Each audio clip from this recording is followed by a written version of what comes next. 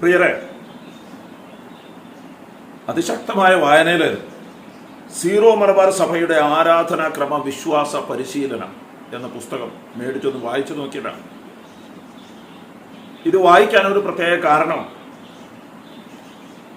ഇന്ന് ഈ സീറോ മലബാർ സഭയിലെ എറണാകുളം അങ്കമാലി അതിരൂപതയിൽ മാത്രം ഈ അതിരൂപതയുടെ കാര്യങ്ങൾ തീരുമാനിക്കുന്നത് മുഴുവൻ പുറത്തുനിന്ന് ഇവിടെ ഈ അടുത്ത കാലത്തായി ചേക്കേറി വന്നിട്ടുള്ള ഏതാനും ചിലരാണത്. ഈ അതിരൂപതയിൽ 10,000-കണക്കിന് ആളുകൾ വിവിധ രൂപതകളിൽ വന്ന് ചേക്കേറിയവരുണ്ട്. അവരിൽ ഒരു മിനിസ്കൂൾ മൈനോറിറ്റി എന്ന് പറയാവുന്ന വളരെ ചെറിയൊരു ശതമാനം പേർ മാത്രമാണ് ഈ കൽതായ തീവ്രവാദികളായിട്ട് എറണാകുളം അങ്കമാലി അതിരൂപതയുടെ മൂലക്കല്ലിളക്കി അടങ്ങും എന്ന ഒരു ചിന്തയിൽ പ്രവർത്തിക്കുന്നു. പാലയിൽ നിന്ന്, ചങ്ങനാശ്ശേരിയിൽ നിന്ന്, കാഞ്ഞിരപ്പള്ളിയിൽ നിന്ന്, ഇടുക്കിയിൽ നിന്ന് എല്ലാം കുടിയേറി പാർത്ത് ഇവിടെ വന്ന അനേകായിരങ്ങളിൽ വളരെ ചുരുക്കം, വിരലിലെണ്ണാവുന്ന ചിലർ മാത്രം ഈ അതിരൂപതയുടെ മൂലക്കല്ലിളക്കിയേ അടങ്ങൂ എന്ന തീരുമാനത്തിൽ എത്തിയത് കൊണ്ടാണ് ഇന്നിവിടുത്തെ ഈ മുഴുവൻ പ്രശ്നങ്ങളും ഉണ്ടായിരിക്കുന്നത്. 5-ാം തീയതി ഈ തെറിപ്പാട്ട് നസ്രാണി സംഘത്തിലെ ഒരു വിഭാഗം ആളുകൾ, ഒരു സംഘം ആളുകൾ ഒരു വലിയ മഹാസമ്മേളനം നടത്തുമെന്ന് പ്രഖ്യാപിച്ചു. 40,000 പേരുടെ റാലി നടത്തുമെന്നാണ് പ്രഖ്യാപിച്ചത്. എന്നാൽ കഷ്ടിച്ച് 400 പേരെ പോലും അവർക്ക് ഒപ്പിക്കാൻ പറ്റിയില്ല. ഈ അതിരൂപതയിലെ കുറച്ച് ഒറ്റുകാർ, അതിരൂപതയെ വഞ്ചിക്കുന്ന ചില കുറച്ച് ഒറ്റുകാർ കൂടി അവരുടെ കൂട്ടത്തിലുണ്ട്.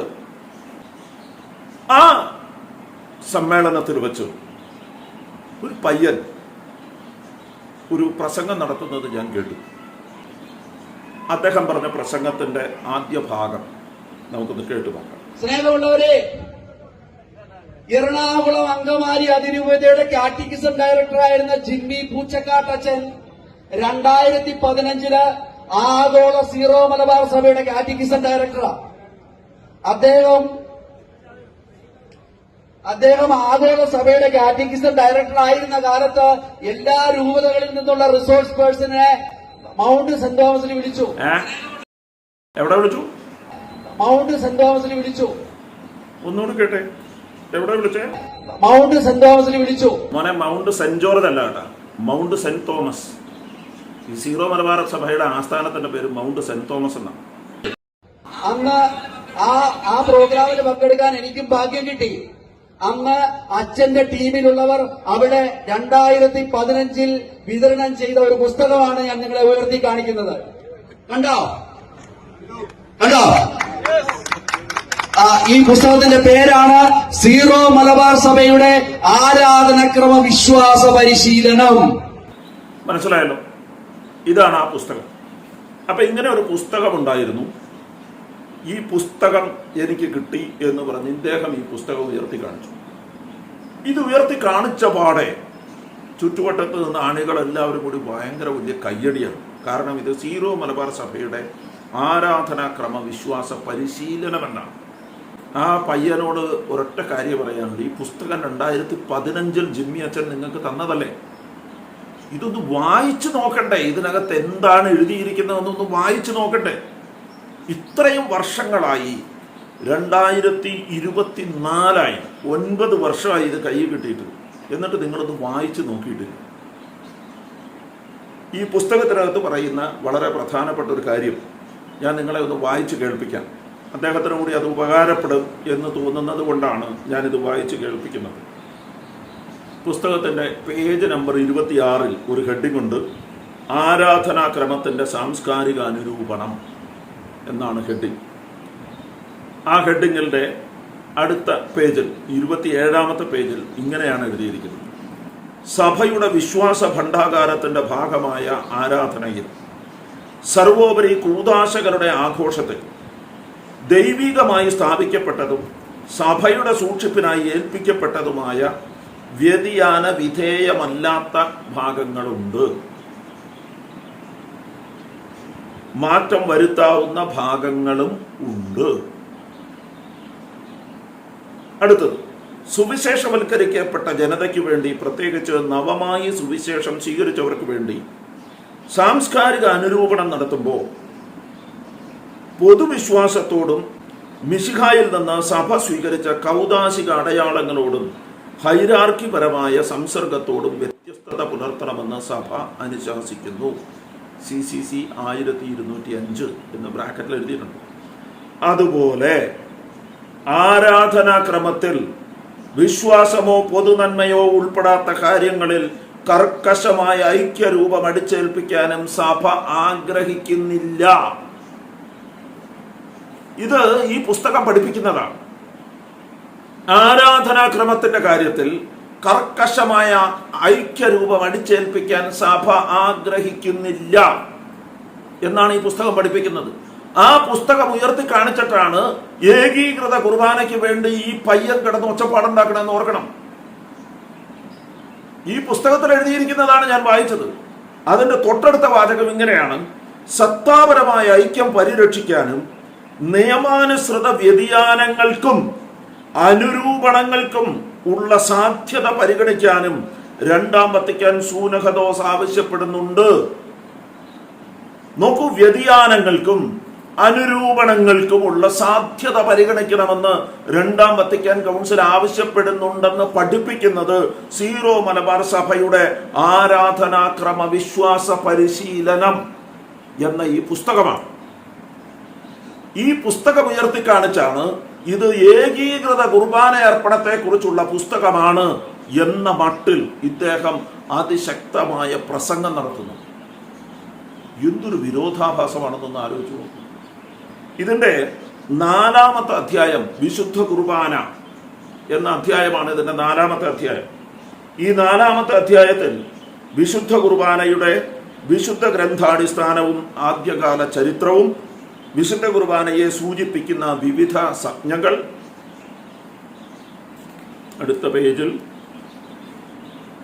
വിശുദ്ധ കുർബാനയും ഞായറാഴ്ച ആചരണവും, വിശുദ്ധ കുർബാന വിശ്വസിക്കേണ്ട രഹസ്യം, വിശുദ്ധ കുർബാന ആഘോഷിക്കേണ്ട രഹസ്യം, വിശുദ്ധ കുർബാന ജീവിക്കേണ്ട രഹസ്യം, കുർബാന ആഘോഷത്തിന്റെ വിവിധ ക്രമങ്ങൾ, വിശുദ്ധ കുർബാനയുടെ വിവിധ ഭാഗങ്ങൾ, ആമുഖ ശുശ്രൂഷ, അങ്ങനെ തുടങ്ങി ഇതുമായി ബന്ധപ്പെട്ട വിശുദ്ധ കുർബാനയായി ബന്ധപ്പെട്ട മുഴുവൻ കാര്യങ്ങൾ പറയുന്നുണ്ട്. എന്നാൽ ഇവിടെ ഒരിടത്തും ഏകീകൃത ബലിയർപ്പണവുമായി ബന്ധപ്പെട്ട ഒരു കാര്യം പോലും ഈ പുസ്തകത്തിൽ പറയുന്നില്ല.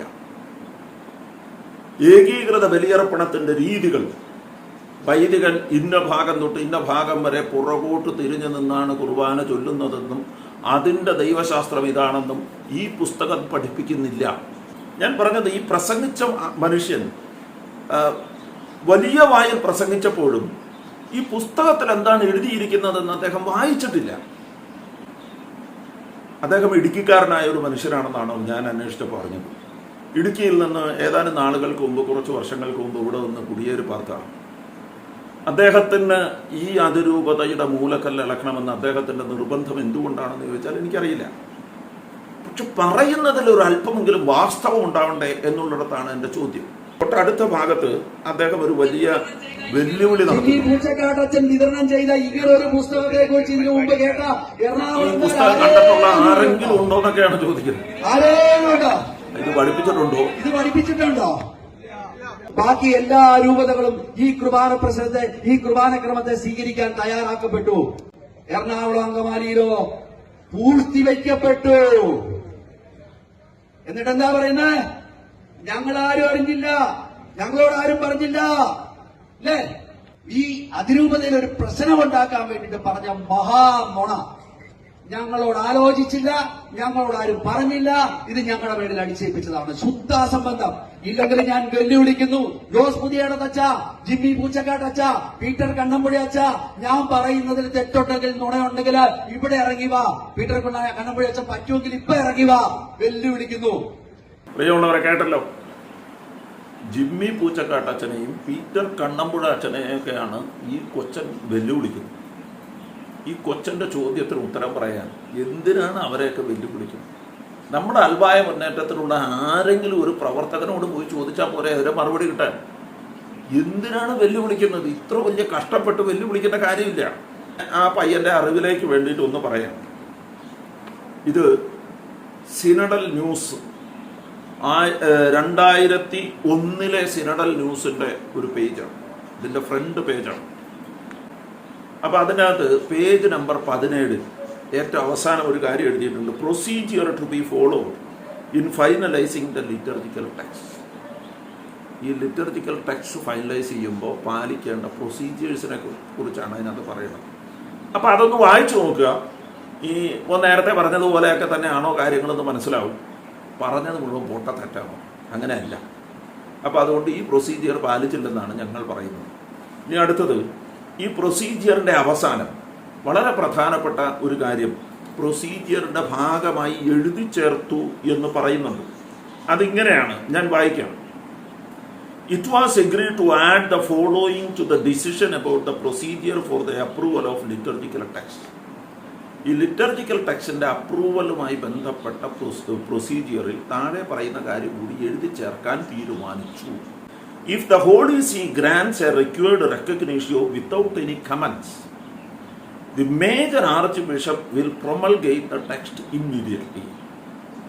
വത്തിക്കാൻ ഈ ടെക്സ്റ്റ് കമന്റുകൾ ഒന്നും കൂടാതെ അംഗീകരിച്ചാൽ മേജർ ആർച്ച് ബിഷപ്പ് അത് ഇമ്മീഡിയറ്റ് ആയി വിളംബരം ചെയ്യണം.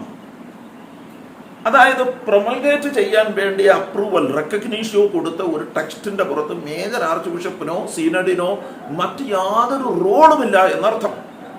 അത് ഇമ്മീഡിയറ്റ് ആയിട്ട് പ്രൊമൾഗേറ്റ് ചെയ്തേ പറ്റൂ. അത് പ്രൊമൾഗേറ്റ് ചെയ്യാതെ മറ്റെന്തെങ്കിലും ചെയ്താൽ അത് വലിയ കുറ്റകരമാണ്. ഇനി അത്തരം ടെക്സ്റ്റിൽ എന്തെങ്കിലും ഒരു മാറ്റങ്ങൾ വരുത്തിയാൽ എന്ത് ചെയ്യണമെന്ന് കൂടി അതിന്റെ ഭാഗമായിട്ട് എഴുതി ചേർത്തിട്ടുണ്ട്. If there are comments, they will be discussed in the synod and the Holy See will be informed of the result and a request for recognition will be made again. ആ ടെക്സ്റ്റിനകത്ത് എന്തെങ്കിലും ഒരു മാറ്റങ്ങൾ പിന്നീട് ഉണ്ടാക്കിയാൽ ഇവിടെ ഉണ്ടായിരുന്ന അഭിപ്രായം എന്താണെന്ന് ഹോളി സീയെ അറിയിക്കുകയും ഹോളി സീക്ക് വീണ്ടും ഒരു റെക്കഗ്നീഷോയ്ക്ക് വേണ്ടി റിക്വസ്റ്റ് ചെയ്യുകയും ചെയ്യും. ഇത് ഞാൻ പറഞ്ഞതല്ല, ഇത് 2001 സിനഡ് തീരുമാനിച്ചതാണ്.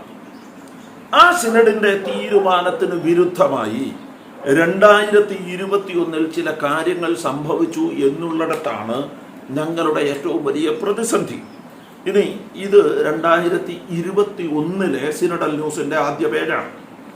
ഈ സിനഡൽ ന്യൂസിനകത്ത് 2021 സിനഡൽ ന്യൂസും സീറോ മലബാർ സഭയുടെ വെബ്സൈറ്റിൽ അവൈലബിൾ ആണ്. നിങ്ങൾക്ക് ഇത് ഡൗൺലോഡ് ചെയ്ത് വായിക്കാവുന്നതാണ്. ഇതിന് പ്രധാനപ്പെട്ട ഒത്തിരിയേറെ ഭാഗങ്ങളുണ്ട്. അത് മുഴുവൻ ഞാൻ വായിക്കുന്നില്ല. എന്നാലും ഏറ്റവും പ്രധാനപ്പെട്ട ഒരു ഭാഗം മാത്രം ഞാൻ നിങ്ങളുടെ മുമ്പിൽ ഒന്ന് വായിച്ച് കേൾപ്പിക്കുകയാണ്. അത് പേജ് നമ്പർ 58. പേജ് നമ്പർ 58 ഇങ്ങനെ പറയുകയാണ്: to the query regarding the approved text of Qurbana, bishop Thomas Elavanal NCBS said that the Rasa Kurbana Taksa which was submitted for recognition to the congregation was approved without any modification. കണ്ടല്ലോ, യാതൊരു മോഡിഫിക്കേഷനും കൂടാതെ ഈ റാസ കുർബാന തക്സ approval കിട്ടി എന്ന് bishop Thomas എലവനാൽ സിനഡിനെ അറിയിച്ചു. നിങ്ങളൊന്ന് ആലോചിച്ച് നോക്കിയേ, ഇതിന്റെ തൊട്ടു മുമ്പെടുത്ത സിനഡിന്റെ തീരുമാനപ്രകാരം അപ്രൂവൽ കിട്ടിയാൽ ആ അപ്രൂവൽ പൂഴ്ത്തിവെക്കാനോ രണ്ടാമത് സിനഡിൽ കൊണ്ടുവന്ന് ചർച്ച ചെയ്യാനോ സിനഡിനോ മേജർ ആർച്ച് ബിഷപ്പിനോ അധികാരമില്ല. അപ്രൂവൽ കിട്ടിയാൽ എന്ത് ചെയ്യണം? അപ്രൂവൽ കിട്ടിയാൽ അത് ഇമ്മീഡിയറ്റ് ആയിട്ട് പ്രൊമൾഗേറ്റ് ചെയ്യണം.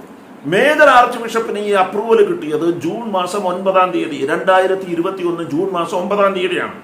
ആ അപ്രൂവൽ കിട്ടിയ ടെക്സ്റ്റ് എന്തുകൊണ്ടാണ് മേജർ ആർച്ച് ബിഷപ്പ് ഇമ്മീഡിയറ്റ് ആയിട്ട് പ്രൊമൾഗേറ്റ് ചെയ്യാതെ ഓഗസ്റ്റ് മാസം 16 നടക്കുന്ന സിനഡിൽ അവതരിപ്പിക്കാൻ തീരുമാനിച്ചത്?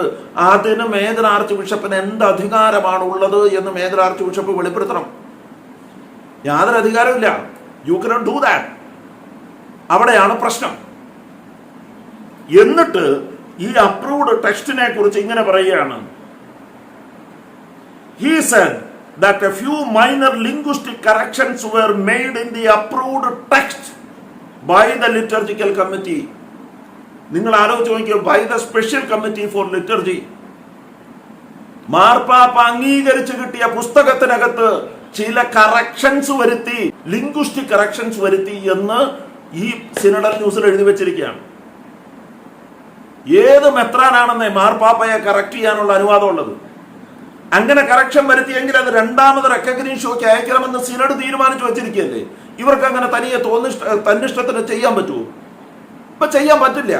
വളരെ കൃത്യമാണ് കാര്യങ്ങൾ. അങ്ങനെ മാർപ്പാപ്പ അംഗീകരിച്ച കുർബാന പുസ്തകത്തിൽ വെട്ടിത്തിരുത്തലുകൾ വരുത്തി എന്ന് നമ്മൾ പറയുന്നതല്ല, സിനഡ് പറയുന്നുണ്ട്.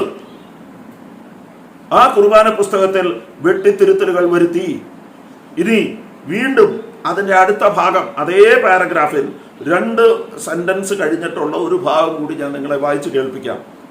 1 member, ഒരംഗം, pointed out that clear rubrical instruction should certainly be included in the new liturgical text regarding the uniform mode of celebration. നോക്കൂ, ഒരംഗം യൂണിഫോം മോഡ് ഓഫ് സെലിബ്രേഷന് വേണ്ടുന്ന റൂബ്രിക്കൽ ഇൻസ്ട്രക്ഷൻസ് എഴുതി ചേർക്കണമെന്ന് ആവശ്യപ്പെട്ടു. And we included that also. ഇതെങ്ങനെ ശരിയാകും? ആരാണ് ഇവർക്ക് ഇതൊക്കെ ചെയ്യാനുള്ള അധികാരം കൊടുക്കുന്നത്? നിങ്ങളൊന്ന് ആലോചിച്ച് നോക്കി. അതായത് യൂണിഫോം മോഡ് ഓഫ് ഹോളി കുർബാനയെ കുറിച്ച് യാതൊന്നും ആ ടെക്സ്റ്റിൽ ഉണ്ടായിരുന്നില്ല. ഈ സിനഡിൽ പങ്കെടുത്ത ഏതോ ഒരംഗം പറഞ്ഞു, ആ അംഗം പറഞ്ഞതനുസരിച്ച് അതുകൂടി എഴുതി ചേർക്കാൻ തീരുമാനിച്ചു എന്ന് എഴുതി വച്ചിരിക്കാം. ആ പറഞ്ഞ അംഗത്തെ ഒന്ന് ആലോചിച്ച് നോക്കി. ആ പറഞ്ഞ അംഗത്തിന്റെ കപ്പാസിറ്റി ഒന്ന് ആലോചിച്ച് നോക്കിയാൽ സിനഡിൽ 55 ബിഷപ്പുമാരുണ്ട്. എന്നിട്ട് ഈ ഒരംഗം പറഞ്ഞാൽ അത് നിഷേധിക്കാൻ പറ്റാത്ത തരത്തിൽ അത്രമേൽ ശക്തനായ ഈ ഒരംഗം ആരാണ് എന്ന് സിനഡൽ ന്യൂസ് വെളിപ്പെടുത്തുന്നില്ല. എന്തായാലും ഒരംഗം പറഞ്ഞതുകൊണ്ടാണ് ഇത് എഴുതി ചേർത്തത് എന്ന് വളരെ കൃത്യമായി ഇതിനകത്ത് പറഞ്ഞു വെക്കുന്നുണ്ട്. ഈ പ്രസംഗിച്ച മോനോ അല്ലെങ്കിൽ അന്നത്തെ ആ സമ്മേളനത്തിൽ പങ്കെടുത്ത കൽദായ ശക്തികൾക്കോ അല്ലെങ്കിൽ കൽദായ പുറത്തുനിന്ന് വന്ന കുറേ പേരുണ്ടല്ലോ, അവർക്ക് ആർക്കെങ്കിലും ഇനിയും എന്തെങ്കിലും സംശയമുണ്ടെങ്കിൽ നിങ്ങൾ സിനഡൽ ന്യൂസ് ഡൗൺലോഡ് ചെയ്ത് വായിക്കുന്നതാണ് നല്ലത്. അതുകൊണ്ട് നിങ്ങൾ ആദ്യം ഒരു കാര്യം മനസ്സിലാക്കണം. ഇപ്പോ ഈ ഡെഫിനറ്റീവ് തക്സ എന്ന് പറഞ്ഞ് സിനഡ് പുറത്തിറക്കിയിരിക്കുന്ന ഈ തക്സ മാർപ്പാപ്പ അംഗീകരിച്ച കുർബാന പുസ്തകമല്ല. അതിൽ വെട്ടിത്തിരുത്തലുകൾ വരുത്തിയ പുസ്തകമാണ്. ആ വെട്ടിത്തിരുത്തലുകൾ വരുത്തിയ ഭാഗം അനുസരിക്കണമെന്ന് പറഞ്ഞ് നിങ്ങളോ നിങ്ങളുടെ കൂട്ടാളികളോ ഇനി സിനഡ് അങ്ങനെ തന്നെയോ മെത്രാന്മാരോ ആര് പറഞ്ഞാലും എറണാകുളം അങ്കമാലി അതിരൂപത നടക്കുകയാണ്. ജനാഭിമുഖ കുർബാന എന്ന് പറയുന്നത് ഞങ്ങൾ എറണാകുളം അങ്കമാലി അതിരൂപതയിലെ വിശ്വാസികളുടെ ഹൃദയ ധമനികളിൽ ഒഴുകുന്നതാണ്. അതിൻ്റെ മേൽ കൈവയ്ക്കാൻ, അത് ഞങ്ങളുടെ മൂലക്കല്ലാണ്, അതിൻ്റെ മേൽ കൈവയ്ക്കാൻ നിങ്ങളാരും പരിശ്രമിക്കേണ്ട. ദയവ് ചെയ്ത് നിങ്ങൾ അത്തരം പരിശ്രമങ്ങളിൽ നിന്ന് വിട്ടുനിൽക്കണം. ഞങ്ങളുടെ അതിരൂപതയിലുള്ള ചുണക്കുട്ടികൾ കയറി മേയും കേട്ടോ, ഒരു സമ്മതിക്കലാണ്. കാരണം അത് അത്രമേൽ ഗാഠമായി ഞങ്ങളുടെ ഹൃദയത്തിൽ എഴുതി ചേർക്കപ്പെട്ടതാണ്. അതുകൊണ്ടാണ് ഞങ്ങൾ എപ്പോഴും പറയാറുള്ളത്, നിങ്ങൾക്ക് ഇനിയും മനസ്സിലായിട്ടില്ലേ, ഞങ്ങൾ എപ്പോഴും ഒരു കാര്യം പറയാറുണ്ട്, ഞങ്ങൾ ഒറ്റയ്ക്കല്ല കേട്ടോ, ഒറ്റക്കെട്ട. ഇനി നേർക്ക് നേർ കാണാം. നന്ദി.